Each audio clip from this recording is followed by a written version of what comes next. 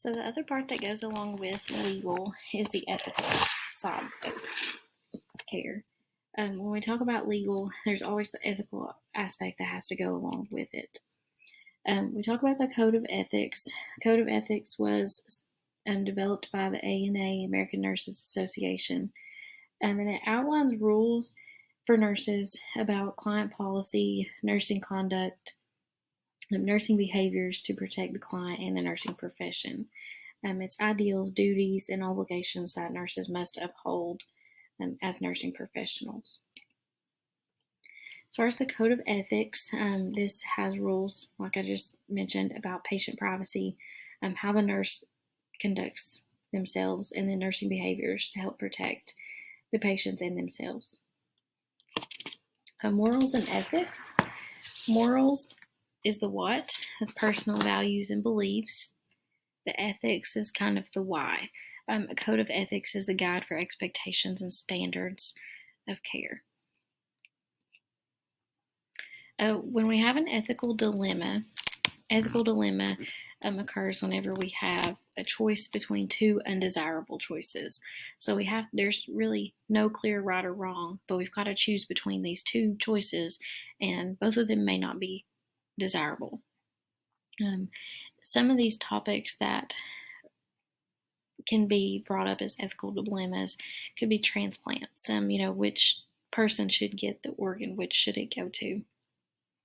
In vitro fertilizations, surrogate parenting. A lot of hot topics that come up can be considered ethical dilemmas.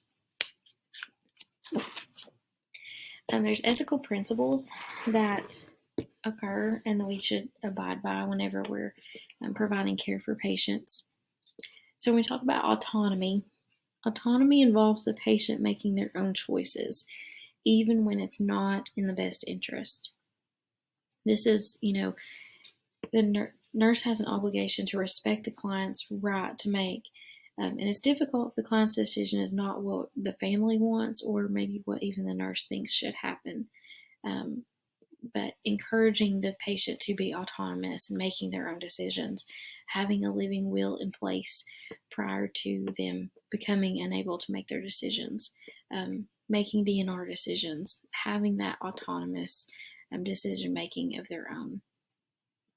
Beneficence, that's promoting good for others, no self-interest. So we're going above what is required, providing additional care or support to the patient, helping to minimize harm. This would be like implementing fall precautions for a patient. We're promoting good for the patient with no interest of ourselves. Fidelity, this is fulfillment of promises, demonstrating loyalty, no matter how big or small the promise, but we're fulfilling that. We're keeping our word. An example of this might be if you have a patient who their pain is uncontrolled, you're telling the patient, I will talk with the provider, I'll see if we can get you anything else. And actually following up with that, fulfilling your promise to the patient in a timely manner.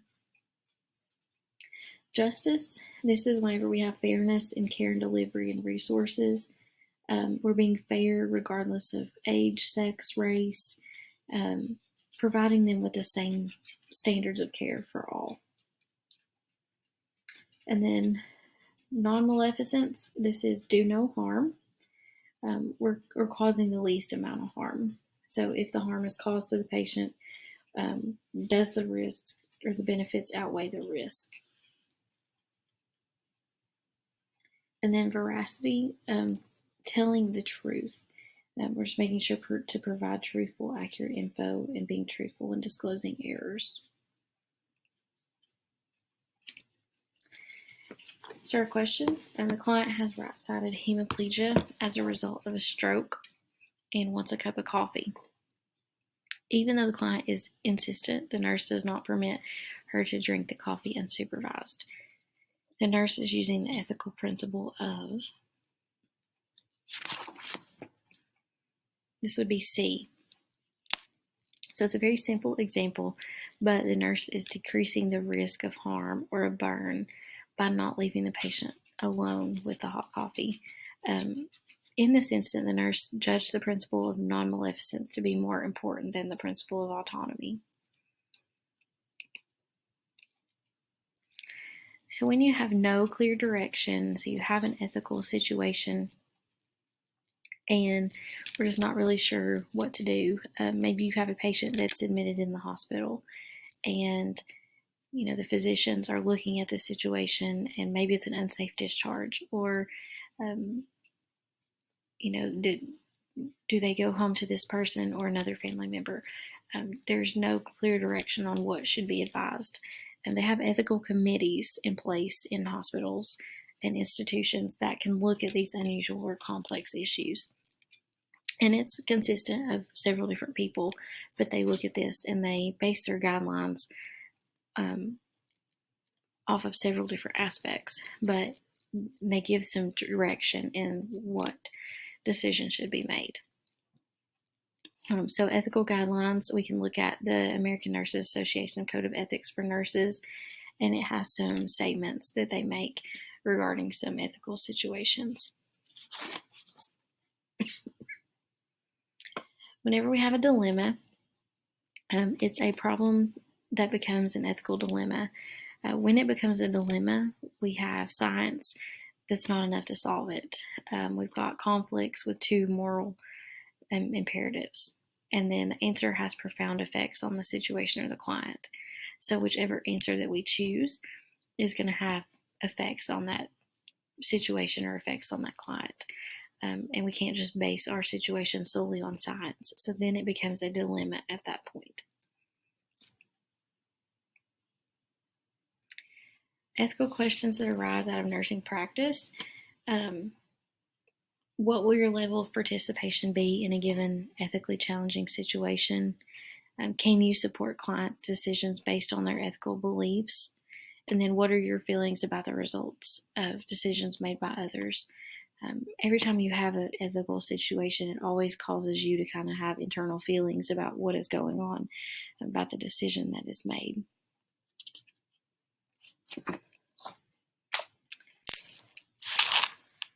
So when nurses have ethical conflicts and they're unable to act as moral agents, we can have compromised ethics and we can develop moral distress. Moral distress is going to be your inability to carry out a moral decision. You have perceived constraints internally. We don't have enough knowledge. We don't have enough socialization. And then external can be your providers, nurse administrators, other nurses. And you also want to think about the law and the threat of a lawsuit whenever you have these ethical dilemmas also. You can also have moral outrage, and that's the belief that others are acting immorally. Maybe they're making their decisions that they're making, we feel as if they're making those immorally. You can feel powerlessness, and then you cannot prevent a wrong. And oftentimes whenever you have moral outrage, you may respond with whistleblowing. So like I just mentioned, providers oftentimes, if they experience moral outrage, when they believe that others are acting immorally, they may proceed to blow the whistle. And that is whistleblowing. We have identification of an unethical or an illegal situation. It can involve just one person, or it can involve a patient and their family, or it can be an entire organization. The whistleblowing is reporting an action to someone in authority. It's important to have accurate information whenever we do this. And there may also be consequences to this. So you want to make sure that we're thinking and use the acronym THINK before you act. The ANA is also working to help protect whistleblowers. Whenever you use the acronym THINK, whenever you're acting, THINK involves talking with an attorney or a legal representation, how you have concrete and credible evidence of the violation or whatever the wrongdoing was. You institute a survival plan if your job is put in jeopardy or if you are fired in the event of whistleblowing. And then you're going to note the nature and the consequence of the problem, its type, severity, potential impact. And then also know that you're reporting options and support systems.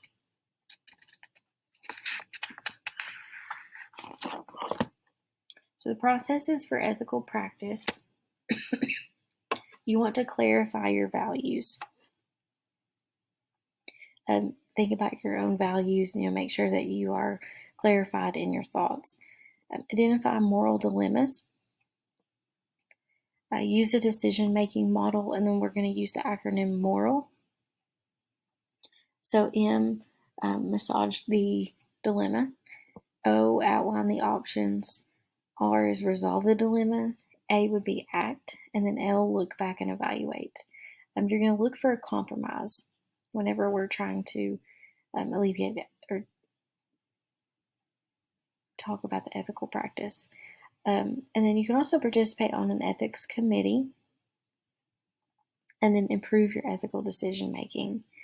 So all of these can help benefit your ethical practice.